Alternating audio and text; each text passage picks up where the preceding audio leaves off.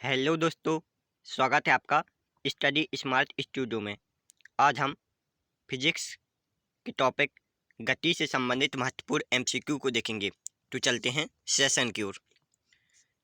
गति, इस टॉपिक में हम गति के प्रकार, गति संबंधी मूल पद, गति का ग्राफीय प्रदर्शन, गति के समीकरण, समतल गति और वृत्तीय गति से संबंधित जितने भी महत्वपूर्ण एमसीक्यू हैं उनको देखेंगे।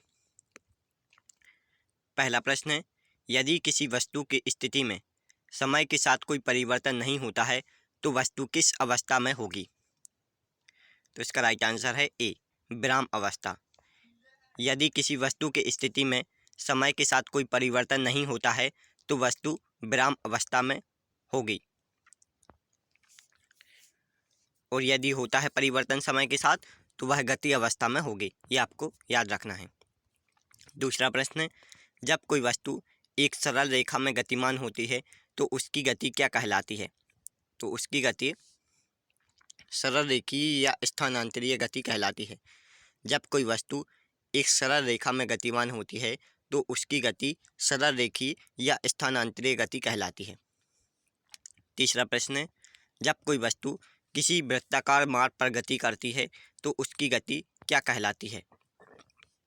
तो इसका राइट आंसर है बी, वृत्तीय गति। वृत्तीय गति में वस्तु एक समतल में गति करती है। चौथा प्रश्न है, जब कोई वस्तु किसी निश्चित बिंदु के इधर उधर गति करती है तो यह किस गति का उदाहरण है? दोलिंग गति का। दोलिंग गति में कोई वस्तु एक वस्तु के निश्चित बिंदु के इधर उधर गति करती है, अर्थात दाएं या बाएं गति करती है। गति के प्रकार, सरल रेखीय गति। सरल रेखीय गति क्या कहलाती है?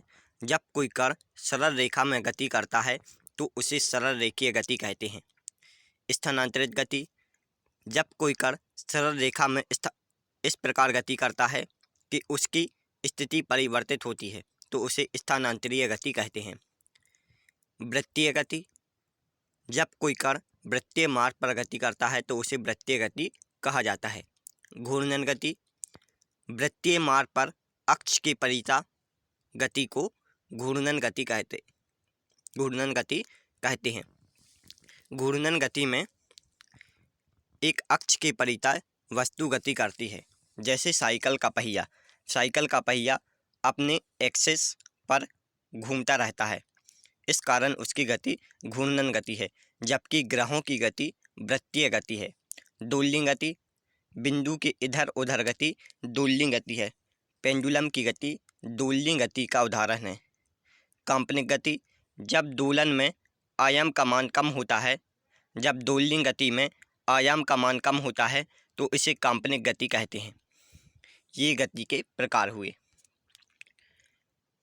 पांचवा प्रश्न है, जब कोई वस्तु 3 दिशा में गति करती है तो वस्तु की गति किस गति का उदाहरण है? त्रिविमीय गति का। जब वस्तु 2 दिशा में गति करती है तो वह द्विविमीय गति का उदाहरण है, और जब वस्तु एक दिशा में गति करती है तो वह एक विमीय गति का उदाहरण है। एक विमीय गति में वस्तु एक दिशा में गति करती है, द्विविमीय गति में वस्तु 2 दिशा में गति करती है, और त्रिविमीय गति में वस्तु 3 दिशा में गति करती है। छठवां प्रश्न है, जब कोई वस्तु समतल में गति करती है तो वस्तु की गति किस गति का उदाहरण है? इसका राइट आंसर है बी, द्विविमीय गति। द्विविमीय गति में वस्तु 2 दिशा में गति करती है या समतल में गति करती है। सातवां प्रश्न है, निम्न में से कौन सा उदाहरण सही सम्मिलित है? जी के कारण पिंड की गति एक विमीय गति है। जी अर्थात गुरुत्वीय त्वरण के कारण पिंड की गति एक विमीय गति का उदाहरण है। यह सत्य है। ग्रहों के चारों ओर सूर्य के चारों ओर ग्रहों की गति द्विविमीय गति का उदाहरण है। यह कथन भी सत्य है। आकाश में उड़ते हुए पक्षी की गति त्रिविमीय गति का उदाहरण है। यह कथन भी सत्य है। अर्थात उपरोक्त तीनों सही हैं। इसका राइट आंसर होगा डी। आठवां प्रश्न है, गति के प्रकार दिशा के आधार पर। एक विमीय गति में वस्तु सरल रेखा में गति करती है।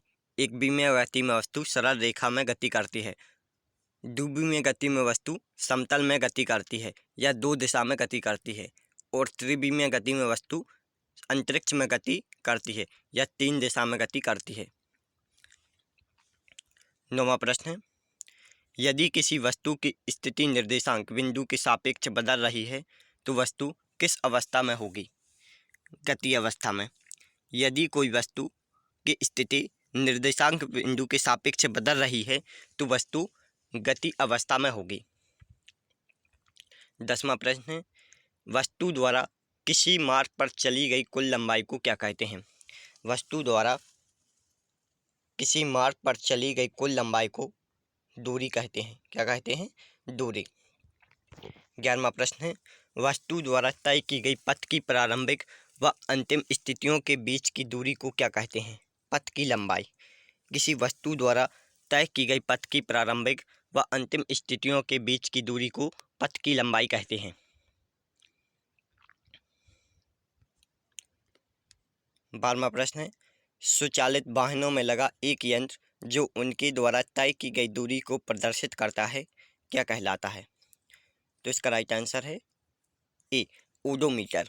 ओडोमीटर द्वारा वस्तु द्वारा चाल को प्रदर्शित करता है, वस्तु कितनी चाल से चल रही है उसको प्रदर्शित करता है। 13वां प्रश्न है, दूरी का एसआई मात्रक और विमा क्या होती है? दूरी का एसआई मात्रक मीटर होता है, जबकि विमा एल के ऊपर 1 की घात होती है। एम किसको प्रदर्शित करता है विमा में?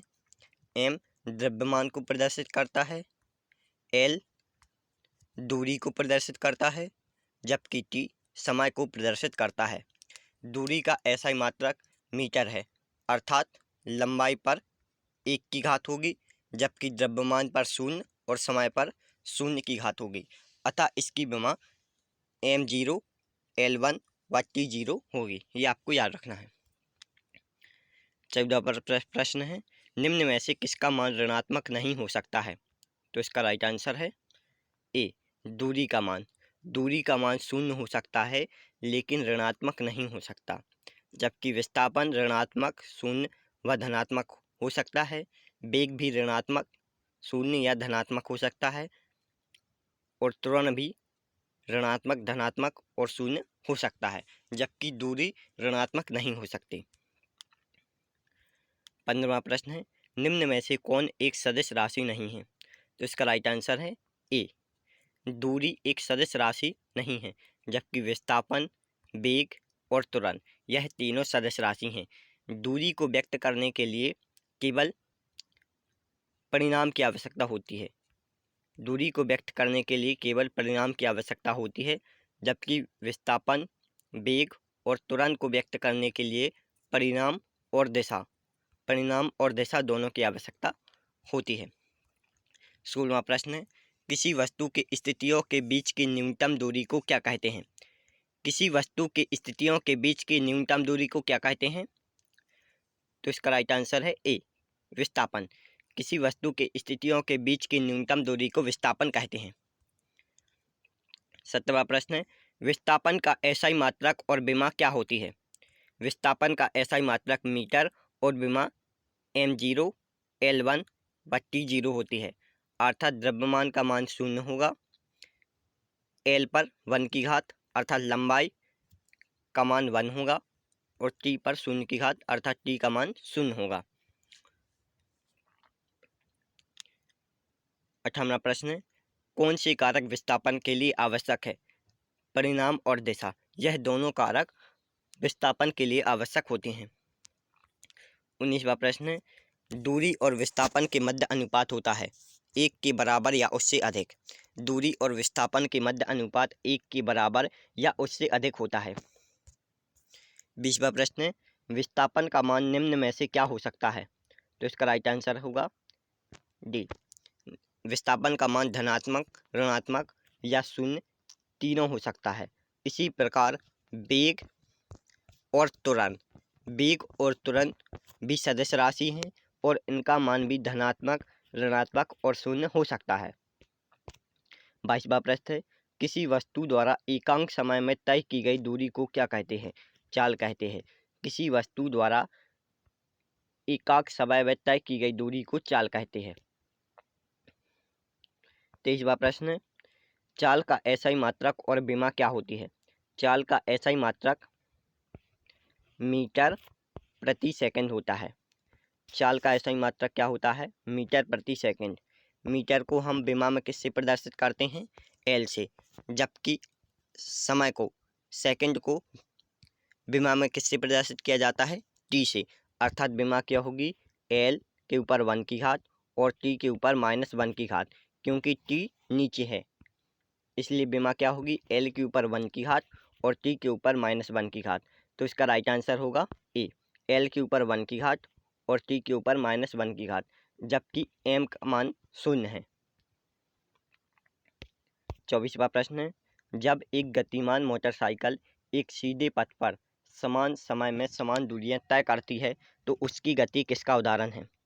तो इसका राइट आंसर है ए, एक समान चाल का। एक समान चाल में वस्तु निश्चित समय में निश्चित दूरी तय करती है। 25वां प्रश्न है, विस्थापन के परिवर्तन की दर को क्या कहते हैं? वेग। विस्थापन के परिवर्तन की दर को वेग कहा जाता है। 26वां प्रश्न है, वेग का एसआई मात्रक और विमा क्या होती है? वेग का एसआई मात्रक मीटर प्रति सेकंड होता है। वेग का एसआई मात्रक क्या होता है? मीटर प्रति सेकंड। विस्थापन के परिवर्तन की दर को वेग कहते हैं और इसका एसआई मात्रक मीटर प्रति सेकंड होता है, जबकि विमा एल के ऊपर 1 और टी के ऊपर -1 की घात होती है। विमा में मीटर को एल से प्रदर्शित करते हैं, जबकि सेकंड को टी से प्रदर्शित करते हैं। एल ऊपर है, टी नीचे है, इसलिए एल के ऊपर 1 की घात और टी के ऊपर -1 की घात होती है। 27वां प्रश्न है, किसी विशेष क्षण पर वस्तु के वेग को क्या कहते हैं? ताक्षणिक वेग। किसी विशेष क्षण पर या किसी निश्चित समय पर वस्तु के वेग को ताक्षणिक वेग कहा जाता है। 27वां प्रश्न है, यदि कोई वस्तु एक सीधे पथ पर गति करती है तब उसकी चाल का परिणाम किसके बराबर होगा? तो इसका राइट आंसर है सी, वेग के बराबर। यदि कोई वस्तु एक सरल रेखा या सीधे पथ पर गति कर रही है तो उसकी चाल का परिणाम किसके बराबर होगा? वेग के बराबर होगा। अर्थात वेलोसिटी और चाल दोनों क्या होंगी? बराबर होंगे। ये आपको याद रखना है। 29वां प्रश्न, यदि एक सरल रेखा के अनुदिश गति करने वाली वस्तु की चाल परिवर्तित होती रहती है तो उस वस्तु की चाल को क्या कहेंगे? असमान चाल। यदि कोई वस्तु सरल रेखा में गतिमान है और उसकी चाल परिवर्तित हो रही है, अर्थात किसी निश्चित समय में वह इतनी दूरी तय करती है जबकि पहले सेकंड में बहुत कम दूरी तय करती है, जबकि दूसरे सेकंड में बहुत ज़्यादा दूरी तय कर रही है, अर्थात उसकी चाल परिवर्तित हो रही है। इस कारण हम कह सकते हैं वस्तु की चाल कैसी है? असमान चाल। तो इसका राइट आंसर होगा डी। 30वां प्रश्न है, यदि वस्तु समान समय में असमान दूरी तय करती है, यदि वस्तु समान समय में असमान दूरी तय करती है तो वस्तु की चाल को क्या कहते हैं? असमान चाल। क्या कहेंगे? असमान चाल, क्योंकि समान निश्चित समय है जबकि निश्चित समय में अलग अलग दूरी तय कर रही है, तो वस्तु की चाल किस प्रकार की होगी? असमान चाल। 31वां प्रश्न है, किसी वस्तु के वेग का परिणाम सदैव होगा, तो इसका राइट आंसर है चाल के बराबर होगा या उससे कम होगा। किसी वस्तु के वेग का परिणाम सदैव चाल के बराबर होता है या उससे कम होता है। 32वां प्रश्न है, किसी वस्तु के वेग परिवर्तन की दर को क्या कहते हैं? किसी वस्तु के वेग परिवर्तन की दर को त्वरण कहा जाता है। क्या कहा जाता है? त्वरण। त्वरण का एसआई मात्रक मीटर प्रति सेकंड स्क्वायर होता है, जबकि विमा एल टी -2 होती है। विमा एल के ऊपर 1 की घात और टी के ऊपर -2 की घात विमा होती है। 33वां प्रश्न है, तुरंत का एसआई मात्रक और विमा क्या होती है? तुरंत किसे कहते हैं? वेग के परिवर्तन की दर को तुरंत कहा जाता है। तुरंत का एसआई मात्रक मीटर प्रति सेकंड स्क्वायर होता है व इसकी विमा एल के ऊपर 1 की घात और टी के ऊपर -2 की घात होती है। मीटर को हम विमा में L से प्रदर्शित करते हैं, जबकि सेकंड को हम विमा में T से प्रदर्शित करते हैं। M के ऊपर यहाँ 1 की घात है तो इधर भी L के ऊपर 1 की घात होगी, जबकि S के ऊपर यहाँ 2 की घात है और बटे में है तो यहाँ T के ऊपर -2 की घात होगी। क्यों? क्योंकि ये बटे में है S और यहाँ 2 की घात है, इसलिए T के ऊपर -2 की घात होगी। तो इससे संयुक्त रूप से L के ऊपर 1 T के ऊपर -2 की घात के रूप में प्रदर्शित करते हैं, जबकि M का मान 0 होता है, इसलिए त्वरण की विमा यह होगी। ये सब आपको याद रखना है। 33वां प्रश्न है, निम्न में से कौन त्वरण का मात्रक नहीं है? निम्न में से कौन त्वरण का मात्रक होता है? तो इसका राइट आंसर है A और B दोनों। त्वरण का मीटर प्रति सेकंड स्क्वायर यह भी ऐसा ही मात्रक होता है, और न्यूटन प्रति केजी यह भी ऐसा ही मात्रक होता है। तो इसका राइट आंसर होगा C, उपरोक्त दोनों। ये दोनों आपको याद रखने हैं। त्वरण का ऐसा ही मात्रक न्यूटन प्रति केजी और मीटर प्रति सेकंड स्क्वायर होता है। 35वां प्रश्न है, जब एक वस्तु एक समान गति से चल रही है तो उसका त्वरण क्या होगा? तो इसका राइट आंसर होगा 0। जब कोई वस्तु एक समान गति अर्थात पहले सेकंड में उसने 10 मीटर दूरी तय की, दूसरे सेकंड में भी उसने 10 मीटर दूरी तय की, तीसरे सेकंड में भी उसने 10 मीटर दूरी तय की, अर्थात वस्तु की चाल एक समान है, अर्थात वस्तु का त्वरण क्या होगा? 0 होगा। वस्तु का त्वरण परिवर्तित नहीं हो रहा है, तो इसका मान क्या होगा? 0। 36वां प्रश्न है, मुक्त रूप से गिरते पिंड में पृथ्वी के कारण पिंड में एक त्वरण उत्पन्न होता है, इस त्वरण को क्या कहते हैं?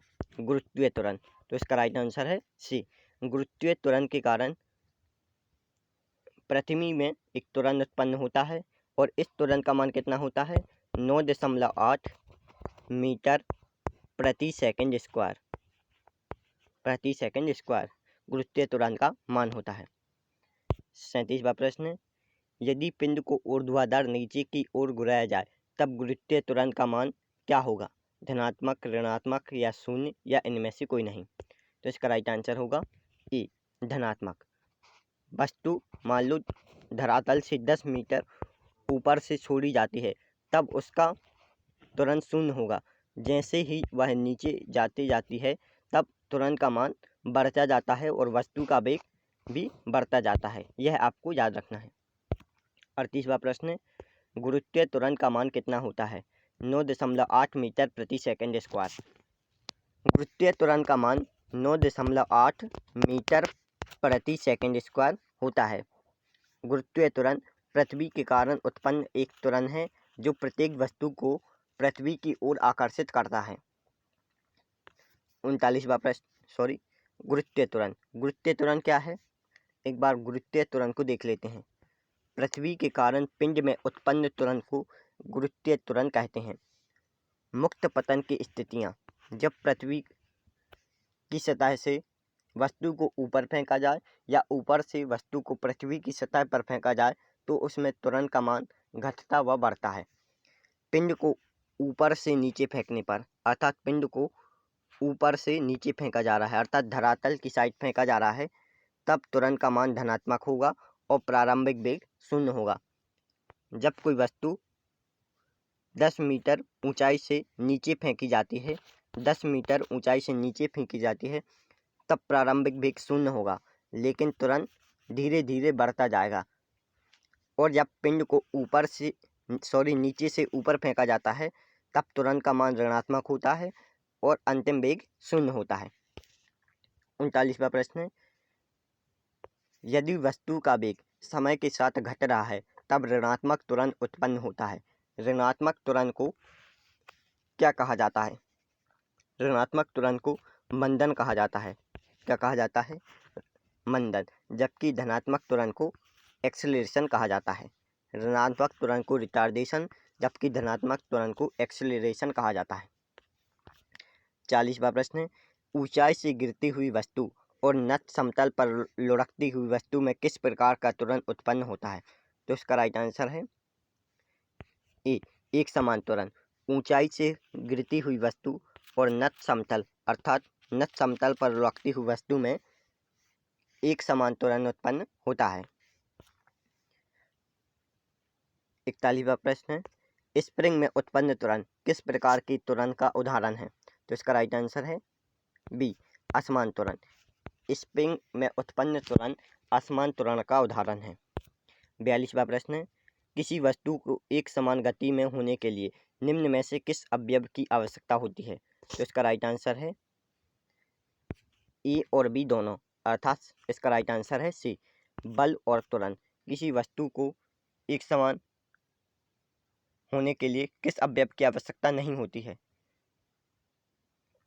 तो इसका राइट आंसर है बल और त्वरण की आवश्यकता नहीं होती है। 43वां प्रश्न है, एक समान वृत्तीय गति में गति की दिशा प्रत्येक बिंदु पर बदलती रहती है। गति की दिशा प्रत्येक बिंदु पर किसके अनुदिश होती है? स्पर्शज्या के अनुदिश। एक समान वृत्तीय गति में गति की दिशा प्रत्येक बिंदु पर बदलती रहती है। गति की दिशा स्पर्शज्या अर्थात टेंजेंट के अनुदिश होती है। वृत्तीय गति में गति की दिशा प्रत्येक बिंदु पर किसके अनुदिश होती है? स्पर्शज्या के अनुदिश। 44वां प्रश्न है, नियत चाल से गति करने वाली वस्तु का दूरी समय ग्राफ एक होता है। अब हम ग्राफ से संबंधित कुछ महत्वपूर्ण पॉइंट को देख लेते हैं। नियत चाल से गति करने वाली वस्तु का दूरी समय ग्राफ क्या होता है? एक सरल रेखा, ये दूरी का ग्राफ है, जबकि नीचे समय एक्सेस है। इसमें एक समान चाल से गति करने वाली वस्तु का ग्राफ क्या होगा? एक सरल रेखा होगा, अर्थात एक वस्तु निश्चित समय में निश्चित दूरी तय करती है, यह आपको याद रखना है, अर्थात इसका सरल ग्राफ क्या होगा? सरल रेखा। 44वां प्रश्न है, जब कोई वस्तु विराम अवस्था में है तो विस्थापन समय ग्राफ किसके समांतर होगा? तो इसका राइट आंसर है ए, समय अक्ष के। विस्थापन समय ग्राफ समय अक्ष के समांतर होगा, अर्थात उसका विस्थापन शून्य होगा, अर्थात यह समय अक्ष के समांतर होगा। 45वां प्रश्न है, जब कोई वस्तु शून्य त्वरण से चल रही है, अर्थात शून्य त्वरण नियत चाल से चल रही है, तो विस्थापन समय ग्राफ क्या होगा? विस्थापन समय ग्राफ सरल रेखा होगा। जब कोई वस्तु शून्य त्वरण, जिसका अर्थ है निश्चित चाल से चल रही है या निश्चित वेग से चल रही है, तो विस्थापन समय ग्राफ एक सरल रेखा होगा। 46वां प्रश्न है, विस्थापन समय ग्राफ की प्रवणता या ढाल किसको प्रदर्शित करती है? विस्थापन समय ग्राफ की प्रवणता या ढाल औसत वेग को प्रदर्शित करती है। किसको प्रदर्शित करती है? औसत वेग को। 47वां प्रश्न है, एक समान सीधी रेखीय गति में दूरी समय ग्राफ होता है। सरल रेखा, एक समान सीधी रेखीय गति में दूरी समय ग्राफ एक सरल रेखा होता है। ये पथ है, इस पर कोई वस्तु सीधी रेखा में गति कर रही है और एक समान, अर्थात एक समान का अर्थ है निश्चित समय में निश्चित दूरी तय कर रही है, निश्चित समय में निश्चित दूरी तय कर रही है। तो एक समान सीधी रेखीय गति में दूरी समय ग्राफ एक सरल रेखा होता है। 47वां प्रश्न है, जब कोई वस्तु नियत वेग से गतिमान है तो वेग समय ग्राफ किसके समांतर होगा? वेग समय ग्राफ किसके समांतर होगा? तो इसका राइट आंसर है ए, समय अक्ष के। जब कोई वस्तु नियत वेग से गतिमान है तो वेग समय ग्राफ समय अक्ष के समांतर होगा, अर्थात वेग का मान निश्चित होगा। नियत वेग से गतिमान है, अर्थात वेग का मान परिवर्तित नहीं हो रहा है। यहाँ वस्तु 40 किलोमीटर प्रति किलोमीटर की रफ्तार से चल रही है, अर्थात नियत चाल से गतिमान है और समय के साथ वेग का मान परिवर्तित नहीं हो रहा है, इसलिए वेग का मान नियत होगा, जबकि समय का मान धीरे धीरे बढ़ता जाएगा। इस प्रकार कह सकते हैं वेग समय ग्राफ किसके समांतर होगा? समय अक्ष के समांतर। 48वां प्रश्न है, जब कोई वस्तु नियत त्वरण से चल रही है तो वेग समय ग्राफ होगा। जब कोई वस्तु नियत त्वरण अर्थात एक निश्चित एक्सेलरेशन से चल रही है तो वेग समय ग्राफ एक सरल रेखा होगा। 49वां प्रश्न है, वेग समय ग्राफ की प्रवणता या ढाल किसको प्रदर्शित करती है? तो इसका राइट आंसर है औसत त्वरण को। वेग समय ग्राफ की प्रवणता या ढाल औसत त्वरण को प्रदर्शित करती है, जबकि विस्थापन समय ग्राफ की प्रवणता या ढाल किसको प्रदर्शित करती है? औसत वेग को। वेग समय ग्राफ की प्रवणता या ढाल औसत त्वरण को प्रदर्शित करती है, जबकि विस्थापन समय ग्राफ की प्रवणता और ढाल औसत वेग को प्रदर्शित करती है। 50वां प्रश्न है, वेग समय ग्राफ का क्षेत्रफल किसको प्रदर्शित करता है? वस्तु द्वारा तय की गई दूरी को। वेग समय ग्राफ का क्षेत्रफल वस्तु द्वारा तय की गई दूरी को प्रदर्शित करता है। 52वां प्रश्न है, गति के समीकरण को अन्य किस नाम से जाना जाता है? गति के समीकरण को गैलीलियो के समीकरण के नाम से भी जाना जाता है। गति के समीकरण कौन कौन से होते हैं, हम उनको आगे देखेंगे। निम्न में से कौन गति के पहले समीकरण को प्रदर्शित करता है? तो इसका राइट आंसर है ए, बी बराबर u plus a t. V बराबर यू प्लस ए टी गति का पहला समीकरण है। एस बराबर u t plus 1/2 a t square गति का दूसरा समीकरण है, जबकि वी स्क्वायर बराबर यू स्क्वायर प्लस 2ac गति का तीसरा समीकरण है। ये गति के 3 समीकरण हैं और इन गति के समीकरण को गैलीलियो के समीकरण भी कहते हैं। 53वां प्रश्न है, जब एक वस्तु एक समान वृत्तीय गति करती है तो निम्न में से कौन सा अवयव परिवर्तित नहीं होता है? तो इसका राइट आंसर है, जब कोई वस्तु एक समान वृत्तीय गति करती है तो निम्न में से कौन सा अवयव परिवर्तित होता है? तो इसका राइट आंसर है बी, दिशा। दिशा वृत्तीय गति में प्रत्येक बिंदु पर परिवर्तित होती रहती है और दिशा किसके अनुदिश होती है? हर बार स्पर्शज्या के अनुदिश या टेंजेंट के अनुदिश। 54वां प्रश्न है, एक निश्चित क्षण पर किसी पिंड की गति को क्या कहते हैं? तो इसका राइट आंसर है सी, तात्क्षणिक गति। एक निश्चित क्षण पर किसी पिंड की गति को तात्क्षणिक गति कहा जाता है। 54वां नंबर प्रश्न है, जब कोई वस्तु क्षैतिज से किसी कोण पर प्रक्षेपित की जाती है तो इस प्रकार की गति को क्या कहा जाता है? प्रक्षेप गति। जब कोई वस्तु क्षैतिज से किसी कोण पर प्रक्षेपित की जाती है तो इस प्रकार की गति को प्रक्षेपित गति कहते हैं। 55वां प्रश्न है, प्रक्षेप गति में अधिकतम क्षैतिज परास के लिए पिंड को कितने कोण पर प्रक्षेपित करना चाहिए? तो इसका राइट आंसर है बी, 45। प्रक्षेपित गति में अधिकतम क्षैतिज परास के लिए पिंड को 45 डिग्री कोण पर प्रक्षेपित करना चाहिए।